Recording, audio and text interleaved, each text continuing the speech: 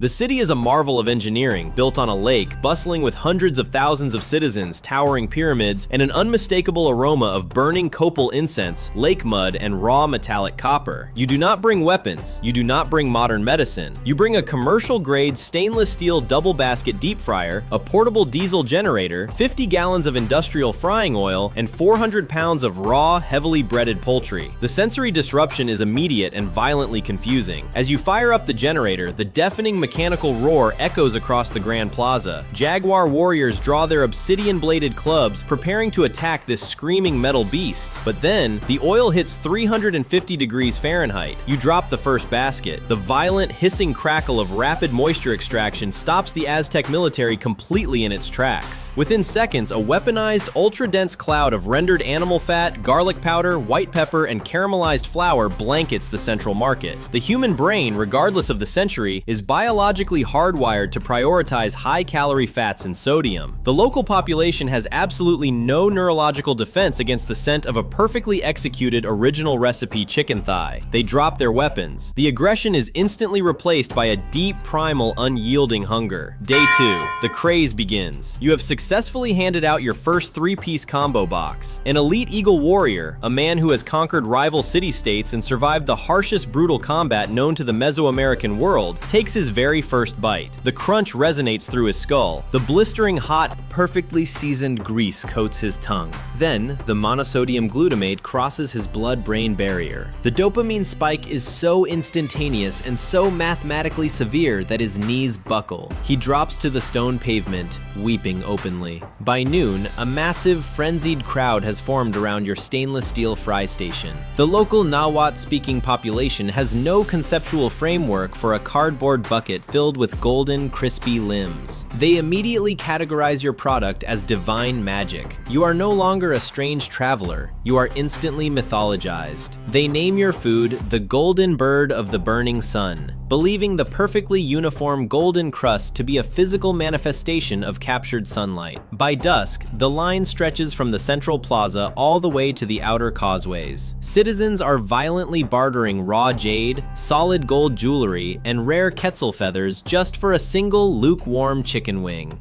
Day 3. The inevitable fast food disaster strikes. Your supply chain completely collapses. You have burned through 400 pounds of prime commercial chicken in less than 72 hours. The diesel generator is sputtering. The peanut oil is turning dark and heavy with loose breading. The Aztec public, now suffering from extreme, unmitigated sodium withdrawal, is growing restless. Thousands of highly armed, hyper-aggressive warriors are banging their shields rhythmically, demanding the golden bird of the burning sun. To prevent a full-scale riot, you are forced to adapt to local ingredients. You send a battalion of Jaguar warriors into the surrounding jungles with a very specific, desperate mission to capture every single wild turkey, iguana, and large amphibian they can find. You begin heavily breading and deep-frying massive, prehistoric-looking jungle turkeys and entire bone-in iguanas. The locals do not care. The 11 herbs and spices mask any strange, gamey flavor. The fat content is all that matters. You have successfully averted a massacre, but the logistics of mass-producing deep-fried reptiles for a city of 200,000 people pushes your operation to the absolute brink of sanity. Week 1. The running gag of your historical existence begins. You are officially the most powerful entity in the plaza, and you have zero respect for the established religious hierarchy. The High Priest of the Sun, the second most feared man in the entire empire, approaches your grease-stained canopy. He is adorned in terrifying ceremonial garb, accompanied by 50 heavily armed guards, demanding that you surrender the secret recipe of the golden bird to the temple or face immediate public sacrifice. You look this incredibly dangerous, historically revered man dead in the eyes, hand him a single, individually wrapped, lemon-scented moist towelette, and tell him to get to the back of the line. The crowd gasps. The High Priest is furious, but he is also absolutely addicted to your extra crispy recipe. He stares at the moist towelette, completely baffled by the shiny foil packaging packaging and quietly walks to the back of a 3-mile-long queue. This happens every single day. Generals, nobles, and wealthy merchants attempt to intimidate you. You hand them a plastic spork, tell them the ice cream machine is broken, and point to the end of the line. Your complete apathy toward their royal status only makes them respect you more. You are viewed as an untouchable, chaotic god of saturated fats. Month 6. The Royal Ascension. The aroma of deep-fried turkey and extreme sodium levels has finally reached the absolute peak of the pyramid. Emperor Montezuma II himself leaves his royal palace to investigate the culinary anomaly that has completely halted the economic productivity of his empire. The entire city goes silent. Hundreds of thousands of citizens press their faces against the dirt in absolute submission as the emperor's gold-plated litter is lowered in front of your grease-splattered fryer. He steps out, adorned in unimaginable wealth. You hand him a steaming, freshly fried, hyper-crunchy turkey leg in a red and white paper boat. Montezuma takes a slow, deliberate bite. The silence in the plaza is deafening. He chews. He swallows. A tear of pure, unadulterated joy rolls down his cheek. In a matter of seconds, he declares your deep-fried poultry to be the official state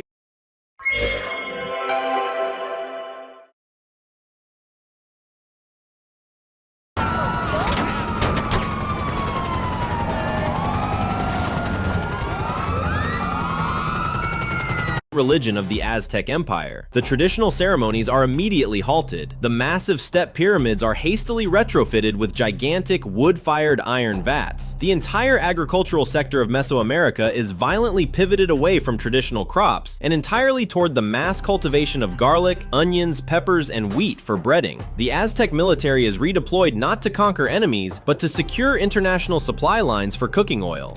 Year 1, the twist ending that completely shatters the timeline. It is 1519. The Spanish conquistadors, led by Hernán Cortés, finally arrive on the shores of Mexico. They march inland, expecting to find a hostile, mysterious empire ripe for conquest. Instead, they walk into a massive, continent-spanning franchise operation. Tenochtitlan is not a city of stone and warfare. It is a neon-painted, grease-scented metropolis built on the foundation of rapid fast food distribution. The fearsome Aztec warriors are no longer interested in battle. They are completely lethargic, morbidly obese from a strict diet of deep-fried iguana and unlimited carbohydrates, and they are wearing striped paper hats. Cortés steps into the Grand Plaza, drawing his steel sword, prepared to claim this land for the Spanish crown. A heavily breathing, overweight jaguar warrior waddles up to him, ignores the drawn sword entirely, and hands him a massive cardboard bucket and a side of mashed potatoes with gravy. The Spanish invasion abruptly cancels itself. The conquistadors drop their weapons, take one bite of the crispy skin, and immediately sign franchise agreements. You have successfully prevented the fall of the Aztec Empire, stopped the Spanish conquest of the Americas, and completely rewritten the course of human history, all by introducing extreme, hyper-palatable industrial fast food to the 16th century.